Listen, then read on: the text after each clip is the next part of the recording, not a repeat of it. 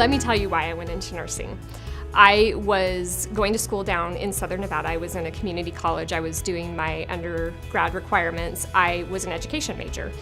And someone very close to me at that time was involved in a car accident. And I had the opportunity to come up to Reno, to what was Washoe Medical Center at the time. And I participated and watched the amazing care that the nurses provided him in what was really a stressful circumstance.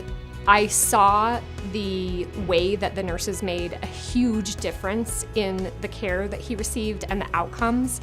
And I knew right then that I wanted to do it. I wanted to make a difference like that for people. I wanted to help people, and I know that's the part of it that sort of sounds cliche, but I wanted to make that kind of a difference for people. And so I went back home down to Southern Nevada. I went back to school. I changed my major. I started my undergrad requirements for nursing, and then actually moved up to Reno to go to nursing school, and I've been here as a nurse ever since. What interested me in nursing is, first of all, I pretty much grew up in a healthcare environment.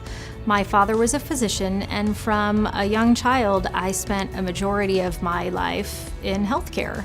I spent many of my nights and weekends in his office, and as I got older, he would take me on rounds in the hospital. And what was interesting is, as a young child, I could really tell the nurses who were really there because they wanted to make a difference versus the nurses who were there just because it was a job.